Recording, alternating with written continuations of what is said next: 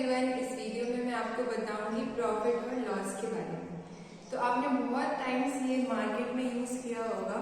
बोलते हैं कि मेरे को इस पे कोई प्रॉफिट नहीं मिल रहा है, जितना मैंने जिस रेट से हमने खरीदा था उसी प्राइस से आपको बेच रहे हैं। इस तरह से बोला जाता है। आपने बहुत बार देखा होगा, आप पूछते हैं सीधा जब जाते हैं किसी दुकान में और बोलते हैं इस पे कुछ डिस्काउंट देंगे आप कितना %, तो मैक्सिमम दुकान वाले ये बोलते हैं कि 10-20% डिस्काउंट दे देंगे, है ना, इससे आगे नहीं बढ़ते हैं। तो उसी तरह से अगर आपको पूछे कि ये सब है क्या, डिस्काउंट भी एक चीज है जिसके बारे में मैंने आपको इसके पहले वीडियो में डिस्कस किया है कि मार्केट में डिस्काउंट दिया जाता है। और इसके बाद जब हम बात करें कि जो सेलर है, जो बेच रहा है, उसको क्या हुआ है, प्रॉफिट या लॉस, तो वो हम कैसे कैलकुलेट करते हैं वो हम इधर देखेंगे। जो दुकानदार होता है, शॉपकीपर होता है, वो भी तो अपना प्रॉफिट लॉस देखता है। अगर वो मार्केटिंग कर रहा है, कहीं शॉप लगाकर कोई सामान बेच रहा है, तो उसको भी तो प्रॉफिट होना चाहिए, तभी वो काम करेगा। तो वो प्रॉफिट अपना वो खुद कैलकुलेट करता है, उसके अकॉर्डिंग वो सेलिंग प्राइस अपना डिसाइड करता है कि मैं आप कस्टमर्स को कितने प्राइस में बेचूंगा। तो ये सब उसको करना पड़ता है, जो आपको सामान बेच रहा है उसको अपना प्रॉफिट और लॉस में मैनेज करना पड़ता है।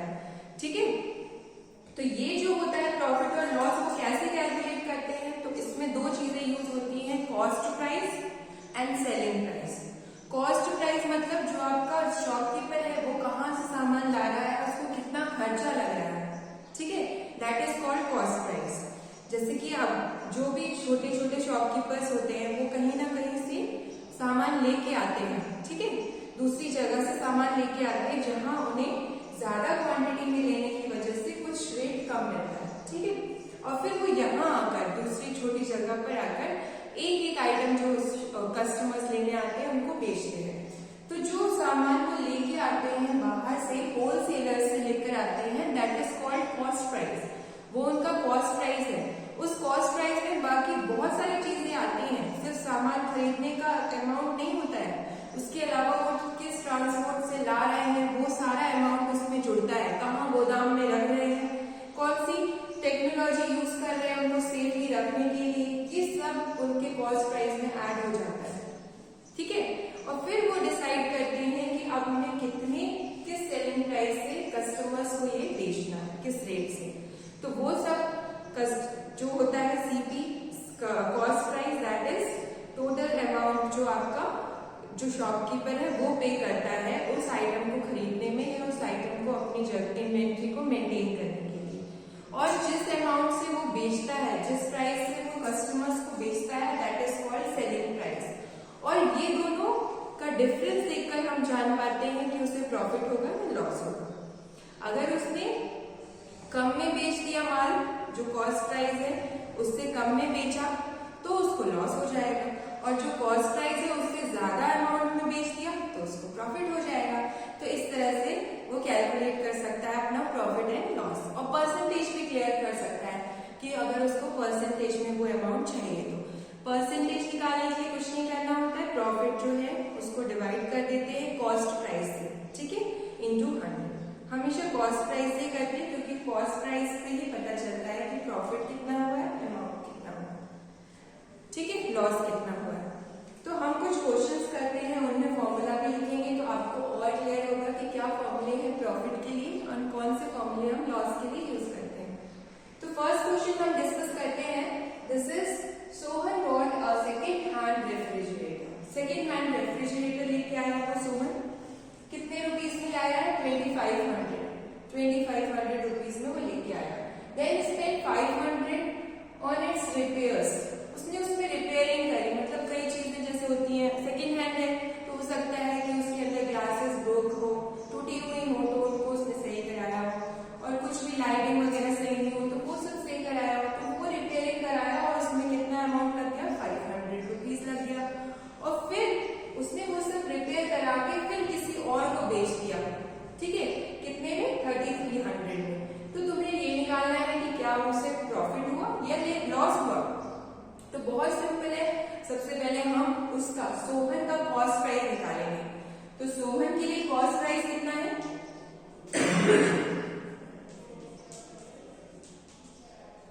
तो ये कॉस्ट प्राइस आप कैसे निकालेंगे, देखिए खरीदा उसने 2500 में, ठीक है। तो आप कह सकते हैं कि कॉस्ट प्राइस 2500 होगा, ये होगा, लेकिन इसमें आपको ये भी ऐड करना है दिस 500, क्योंकि ये भी तो उसका कॉस्ट प्राइस ही हुआ ना, ये भी तो उसने स्पेंड किया उसको रिपेयर कराने में, तो ये टोटल कॉस्ट प्राइस ही होता है। तो क्या क्या होगा 2500 प्लस 500, सो आपको मिल जाएगा ₹3000।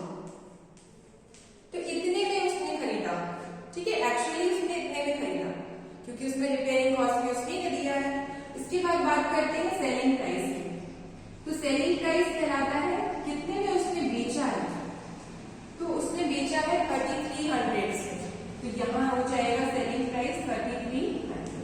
तो आप बहुत अच्छे से देख के क्लियर कर रहे होंगे कि इतने में खरीदा, इतने में बेचा, उसको प्रॉफिट ही तो हुआ है ना। 3000 में बेचा, 3300 में, सॉरी 3000 में खरीदा, 3300 में बेचा, तो 300 का उसको क्या हो गया प्रॉफिट। तो यहाँ पर हम प्रॉफिट निकाल सकते हैं, profit is equals to SP minus CP. तो ये फॉर्मूला होता है आपका profit, SP minus CP, minus कर देंगे तो ये हो जाएगा 3300 माइनस 3000, सो दिस इज ₹300। ये आपको मिल गया प्रॉफिट।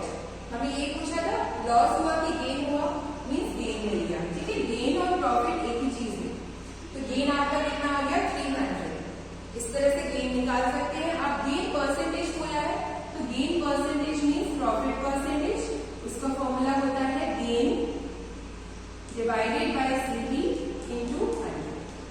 इस तरह से आप गेन परसेंटेज निकाल सकते हैं। वैल्यू क्या देंगे, गेन आ गया था 300, सो 300 डिवाइडेड बाय सीपी 25। सीपी देखिए ये नहीं लेना आपको, ये लेना है total 3000 into 100।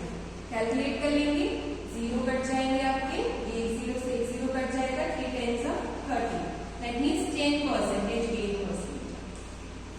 Gain percentage, 10% gain percentage हो गया। बहुत सिंपल है ये क्वेश्चन। इसमें गेन या गेन लॉस परसेंटेज निकालना था, तो हमने पहले ये देख लिया कि एसपी ज्यादा है या सीपी। अगर सेलिंग प्राइस ज्यादा होगा, कॉस्ट प्राइस से खरीदने वाले प्राइस से बेचने वाला प्राइस ज्यादा होगा, तो गेन हो गया, गेन निकाल लिया माइनस करके, और परसेंटेज के लिए आपने क्या ये फॉर्मूला यूज कर लेना है, gain upon CP into 100, simple है। अब नेक्स्ट क्वेश्चन करते हैं। नेक्स्ट इज मीनू और 2 फैंस, वो 2 फैन लेके आए फॉर ₹1200 ईच। दोनों फैन अलग अलग लेके आए और 2 फैन की एक की कॉस्ट है 1200, सेकेंड वाले फैन की भी कॉस्ट है 1200। उसके बाद she sold one of the loss of, उसने दोनों फैंस बेचे हैं। पहला बेचा है लॉस के साथ, मतलब 5% लॉस के साथ उसने बेचा, ठीक है, 5% उसको क्या हुआ नुकसान। फिर the other at the profit of 10%, और अदर जो दूसरा वाला फैन था उसने वो कैसे बेचा है, प्रॉफिट लिया है 10% का, मतलब उसको प्रॉफिट हुआ है, गेन हुआ है। इसके बाद है फाइंड द टोटल प्रॉफिट और लॉस, टोटल प्रॉफिट या टोटल लॉस निकालना है। तो इसको सॉल्व कैसे करेंगे, इसको सॉल्व करने के लिए हम लिख देते हैं सीपी, सेलिंग प्राइस नहीं, सीपी मीन्स कॉस्ट प्राइस। तो कॉस्ट प्राइस आपको दिया है, कॉस्ट प्राइस है ₹1200। ये दोनों फैंस की अलग अलग कॉस्ट प्राइस है, ठीक है। इसके बाद क्या बोला है, इसी को बेचा है, एक फैन को कितने में बेचा है, लॉस में बेचा है। तो आप लिख लीजिए this is for first fan and this is for second fan. दोनों के लिए हम अलग अलग कैलकुलेट कर लेते हैं। तो जो फर्स्ट फैन है उसके लिए सीपी कितना है, सेम है 1200, ओके। एंड यहाँ पर आपको 1200 तो ठीक है, लेकिन जो फर्स्ट फैन है उसके लिए लॉस परसेंटेज दिया है, तो वही लिख लेंगे, लॉस परसेंटेज कितना है 5%। अब नेक्स्ट है आपका सीपी सेम रहेगा सेकेंड फैन के लिए ₹1200, लेकिन यहाँ पर उसको गेन हुआ है, कितने का गेन है, और we can say that profit हुआ है कितना 10%।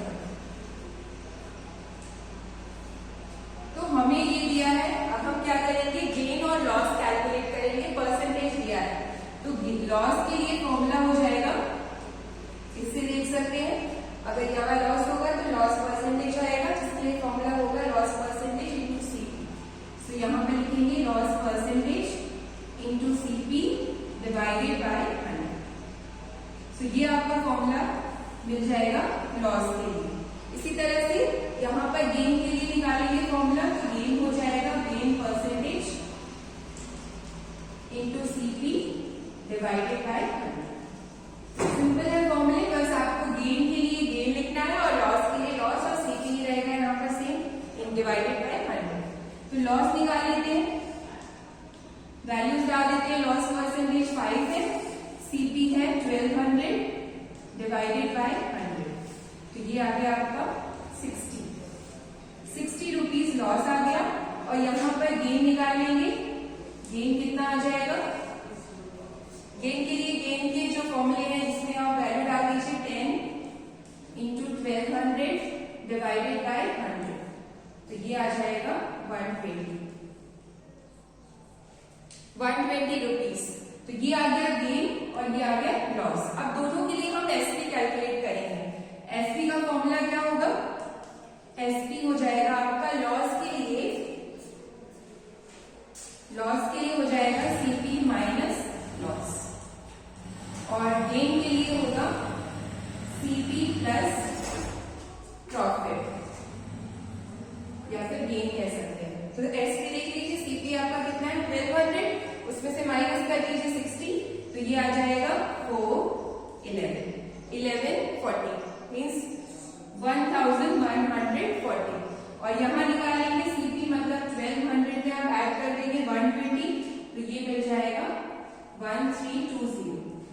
तो आपको क्या चाहिए, टोटल प्रॉफिट या लॉस कैलकुलेट करना है। तो आप पहले टोटल सीपी निकालिए और टोटल एसपी निकालिए, और फिर चेक करेंगे कि टोटल प्रॉफिट हुआ है या लॉस हुआ है। तो हम निकालते हैं सबसे पहले टोटल कॉस्ट प्राइस।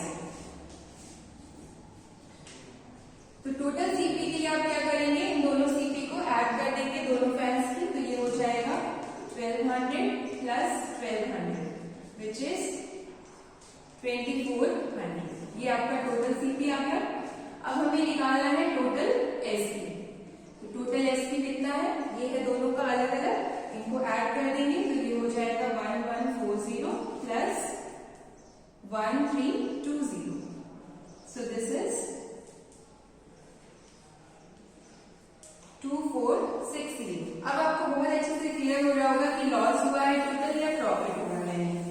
तो देखिए, ये है cost price total which is 2400, और ये है टोटल सेलिंग प्राइस 2460। तो ये ज्यादा है, ये कम है, इसका मतलब है कि प्रॉफिट हुआ है। सेलिंग प्राइस ज्यादा है, कॉस्ट प्राइस कम है, तो प्रॉफिट हुआ है इसे टोटल।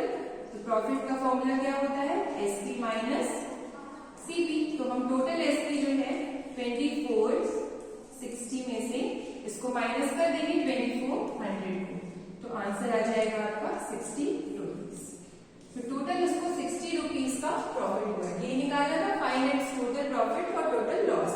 तो यहाँ पर आपने देखा कि सेलिंग प्राइस ज्यादा है कॉस्ट प्राइस से, इसका मतलब है कि प्रॉफिट हुआ है, और दोनों को माइनस किया तो 60 आ गया। इसका मतलब कि 60 रुपीज का उसको प्रॉफिट हुआ। परसेंटेज भी आप इसके बाद सेम जो परसेंटेज का फॉर्मूला है उससे टोटल प्रॉफिट परसेंट भी निकाल सकते हैं। इस तरह से कैलकुलेट कर सकते हैं by using total profit, by using this loss formula, gain formula.